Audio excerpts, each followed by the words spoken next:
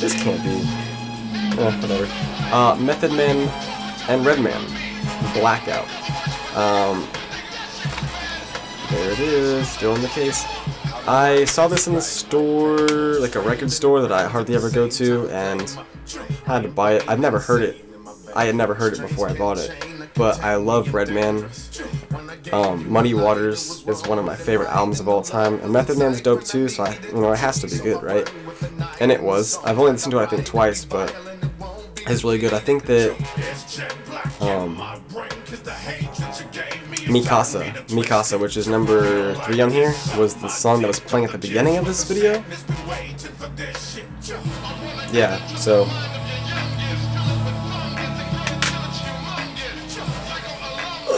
okay. Tech 9, K.O.D. So since I got that, everyone was telling me to get Tech 9 albums, first of all. And then I got all 6s and 7s, and it was pretty good. And then so I was asking for which albums I should get next. A lot of people said K.O.D. There was a lot of people that said Angelic and Absolute Power. I got K.O.D. first because when I was looking up the reviews and stuff, it was saying how it was a dark album. And I love dark albums.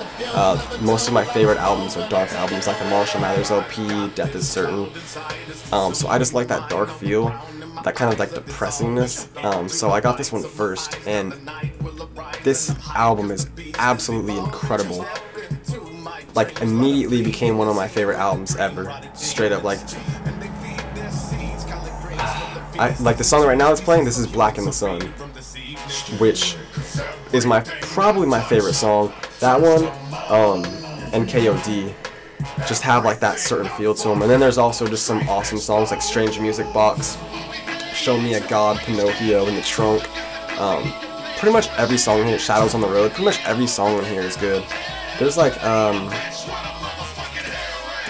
what is it, Leave Me Alone was, I could do, like, okay, Leave Me Alone, It Was an Accident, and The Martini are the only songs that I'm just kind of like, not crazy about, but everything else on here was really, really good.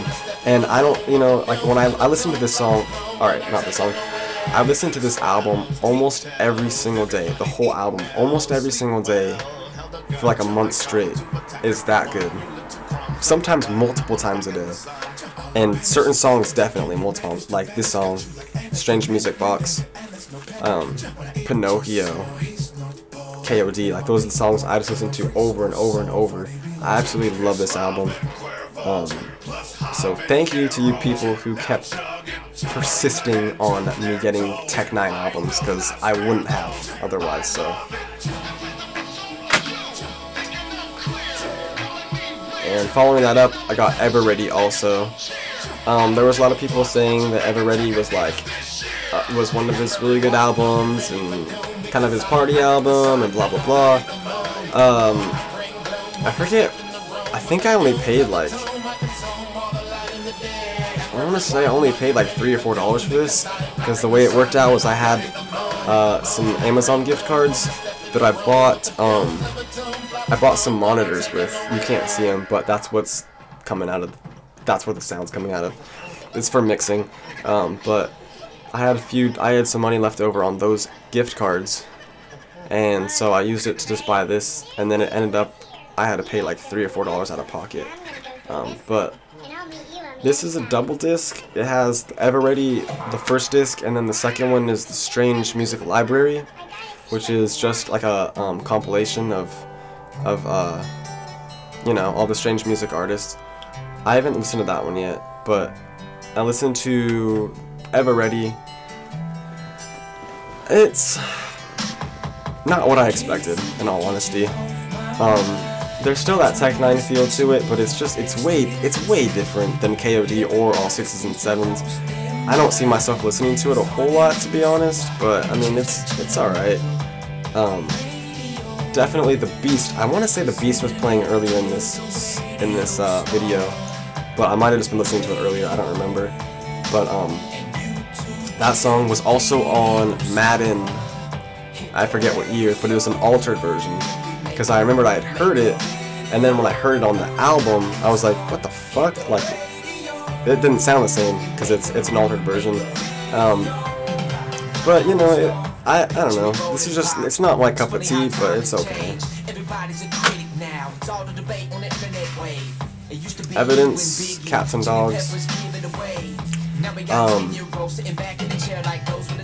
I had heard the Weatherman LP. I farted. And it was good. I really liked it. His production was awesome. And you know, he's a pretty good rapper too. He's not, you know, he's nothing amazing to me anyways, but he's pretty good. You know, he holds his own. This one I think I probably prefer. I've only listened to it all the way through once so far, but just that one time, like it sounded amazing. Like it sounded really good. The production was really good. Had some great guest appearances. Raekwon, Razkaz, Slug, Aesop Rock, Lil Fame, Terminology. There's a few others that I haven't heard of, but you know, maybe you have. Man, tacos.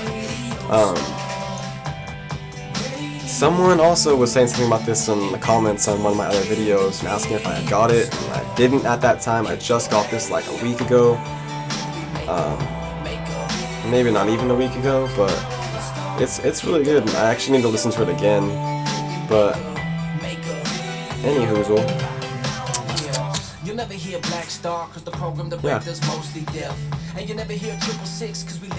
Yeah, it's good though. Check that out for sure. Last but not least, unless you don't like them, then it is least. But if you like them a little bit, but someone else in this list less, then it's still not least. Wu-Tang Clan 36 Chambers. Enter the Wu-Tang Clan. Anyways, I don't know why it took me this long to get this album. I don't know. Probably because I never see it in stores. I'm not really reminded to buy it. But this is one of my favorite. This is the very first Wu-Tang album I heard. I was late to the game on Wu-Tang because I live in California and they don't play the Wu-Tang Clan. So I was probably like 15-ish, 16, nah, probably like 14, 15 when I first heard this album. I don't know. Whenever I had the internet and I was downloading music a lot, heard this album, and it was really good, although back then I didn't fully appreciate it. Now when I listen to it, I like it a lot more. I kind of understand more, and I just have that ear for more for the lyrical content. Plus, back then, I didn't know who was who in the Wu-Tang. Now I actually can differentiate between their voices, you know, who's Raekwon, who's Ghostface, Method Man, blah, blah, blah. I had forgotten how awesome this album was, though, honestly, because I used to kind of write it off like, yeah, it's good, but nothing special. But no, it is something special. There's not a single song on here that's bad. Every song on here is fucking great, so...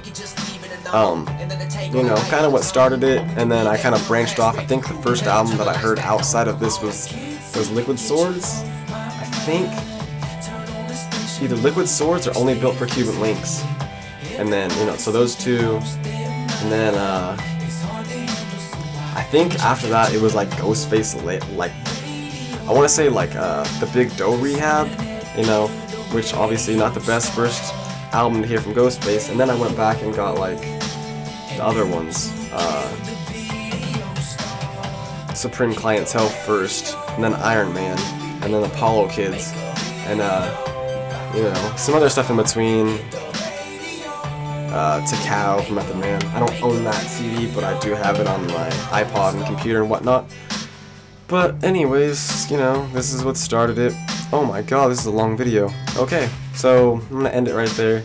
I'm gonna be doing another video at some point because the Vok Kill albums that I don't have yet, plus Beastie Boys, Licensed to Ill at Target is $5. I meant to get it the other night and I forgot. Now it's gonna have to wait till the next album, the next video also, because I'm not reshooting this video. I don't care how messed up it seems.